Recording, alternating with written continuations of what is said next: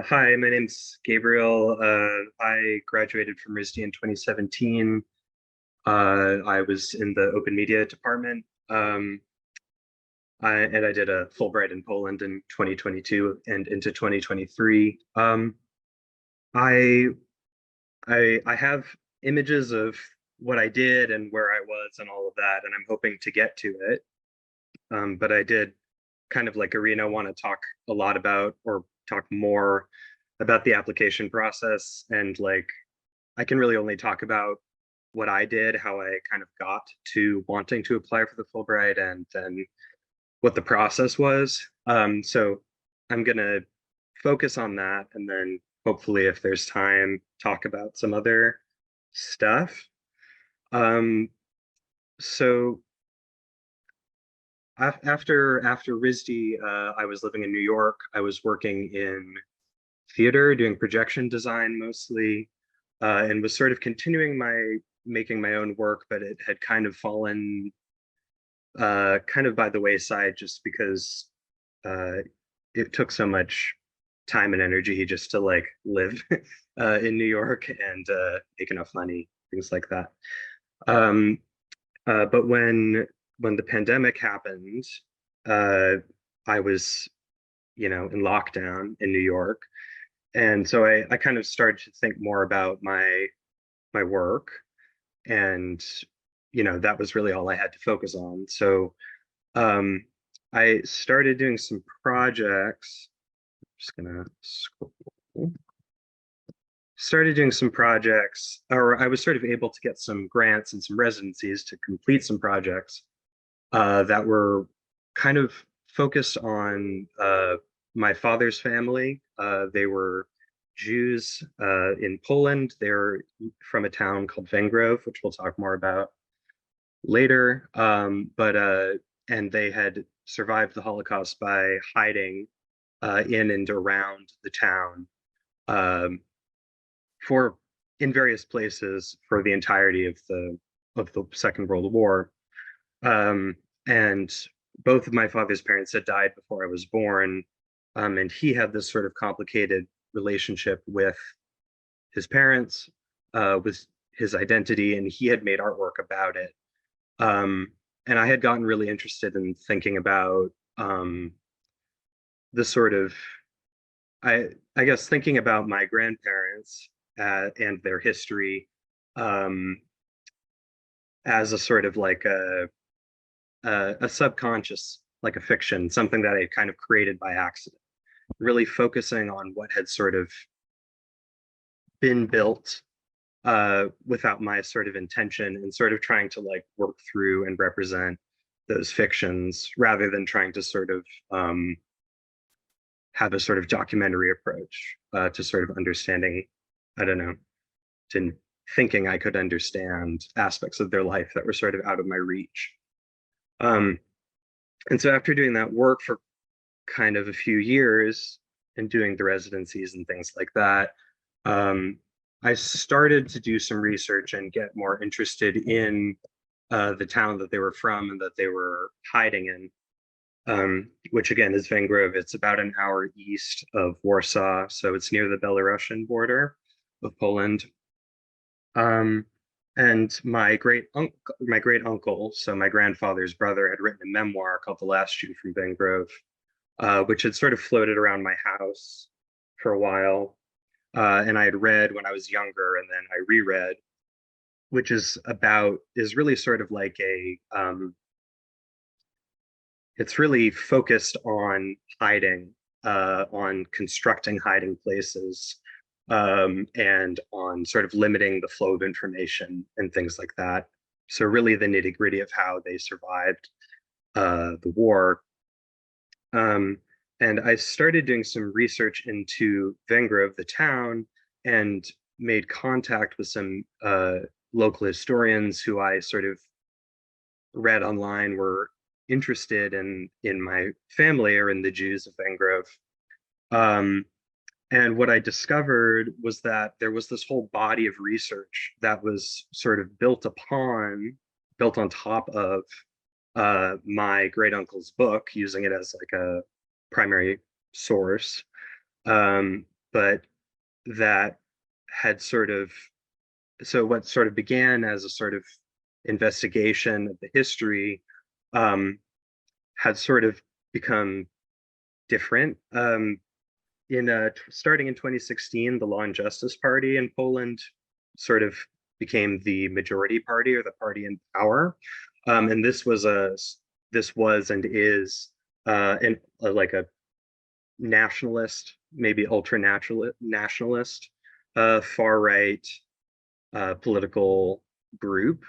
They were in power from 2016 through when I was in my grant up until this past November, when they lost the opposition party. But part of their sort of cultural policy had to do with funding memorials and historians to kind of, or the production of memorials and historical research that would amplify the history of Polish suffering during the Second World War and Polish heroism, and that would kind of dampen anything that suggested that there might have been Polish collaboration with the German army, or any sort of like non-heroic portrayal of Poles. And so what I discovered is that there was a group of local historians who had begun doing research on my great uncle's book, and as you can see in this picture here, had actually uncovered one of the hiding places, one of the places that they had hid for 50 days, which was a sort of behind a false wall in the attic above a store that they operated before the war. So the government, the Law and Justice Party, was funding this research in the hopes that they would disprove some testimony that my great uncle had given about what happened in Van Grove and potential collaboration and things like that. And the reason, the reason I'm going into so much detail is because I hadn't really thought about the Fulbright as a possibility. I really only came to the idea of a Fulbright because I was talking to Lisa and saying, like, I want to do work about this thing, and I think I need to be there to do it. So I didn't really begin with, I want a Fulbright, and then how can I make that happen? It was sort of like, I want to do this project. How can I make it into a Fulbright? And that's sort of what I want to talk about. The question, there were like several challenges like with this idea. Obviously it's about solidifying it, about finding people who want to work with you. But there was also this question of like, the government who is going to be selecting you, or who's, is sort of partially making this decision in this case, is also kind of implicated in your project. Or is implicated in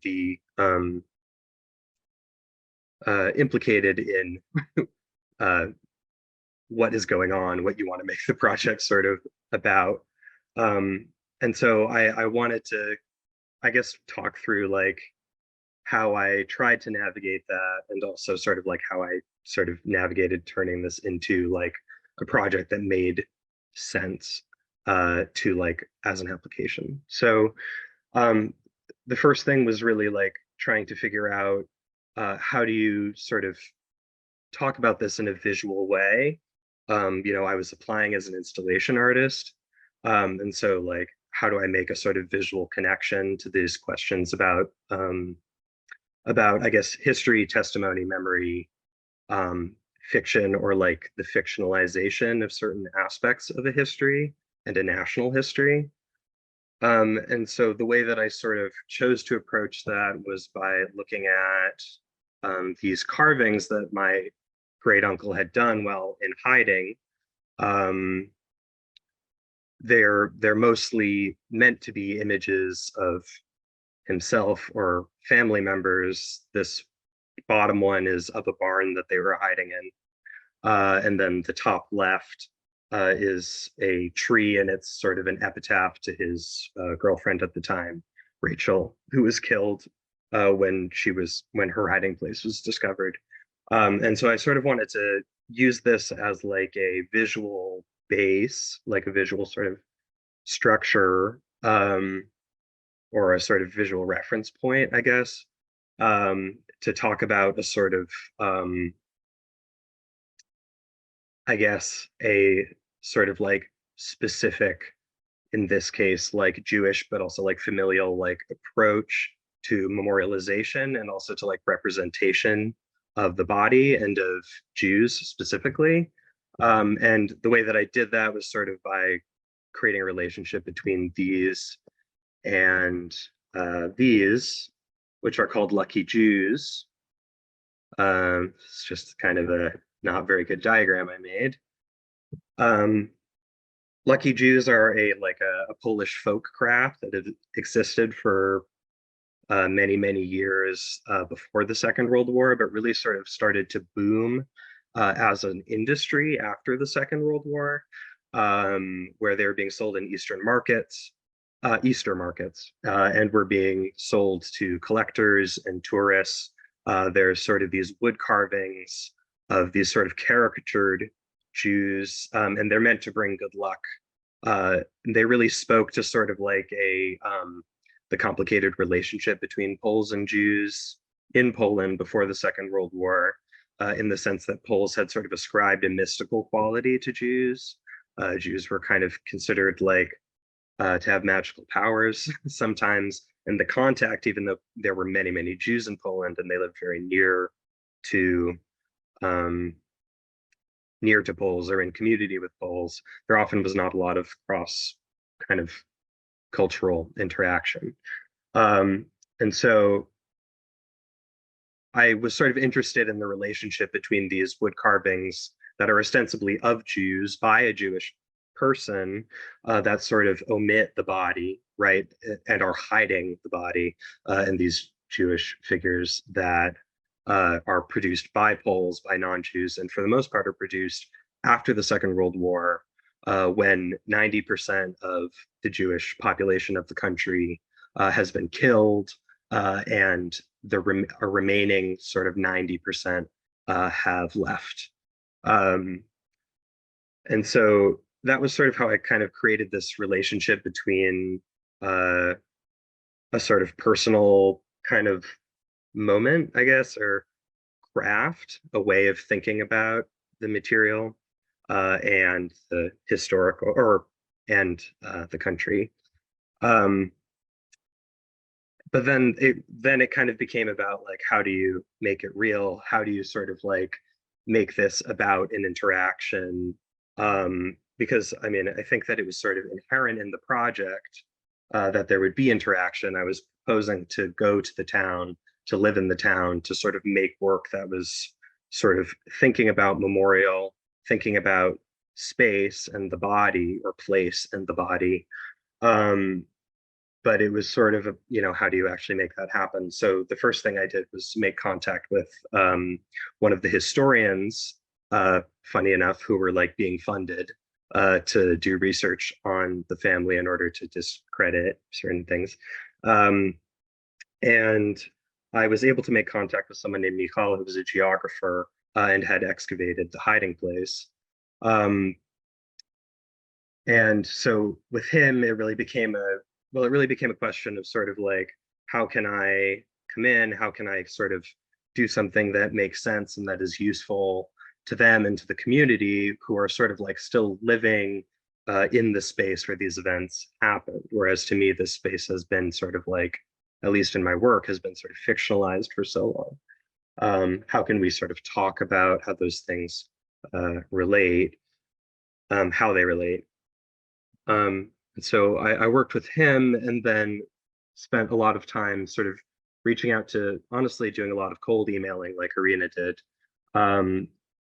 and was sort of able to get in touch with, well, maybe it's better to say that one of the things that became really clear from talking to him and also from talking to Chris Bart and Bielawski, who are architecture professors at RISD, was that I really didn't have a good understanding of Polish history and of the Polish perspective on the Second World War.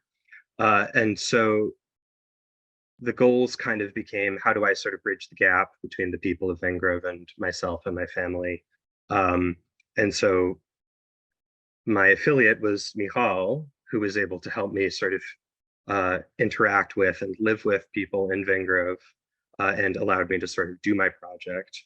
And my other affiliate was Jolanta Ambrosowicz-Jacobs, who's a professor in Krakow of Polish and Jewish history. And the point of sort of working with her was to sort of spend time at the university before I lived in Vengrove, where I lived for 6 months, to try to sort of formally and academically study Polish history and the history of the Jews in Poland. I'm sorry, I feel like I've gone kind of long. Can you tell me if I have more time or if I should stop? Sorry. Yeah. You can just nicely wrap it up, how about? Okay, okay. Yeah, I'm sorry, I guess I didn't get to say as much as I wanted to say, but it's kind of a complicated story, unfortunately. Or I don't know, fortunately, unfortunately. I wanted to talk specifically about this because I think that I can't really speak to your experience specifically. I can really only speak about like, how did I come to make it make sense? How did I come to like take an idea that I had kind of separate from the Fulbright, and try to make it fit within the framework of the Fulbright? Try to make it, or try to really tease out the parts of the project or the parts of the idea that were already there, that sort of touched on cross-cultural interaction, on a sort of impact on a community, on sort of growing your own practice. And I hope I did that somewhat. Yeah, thank you.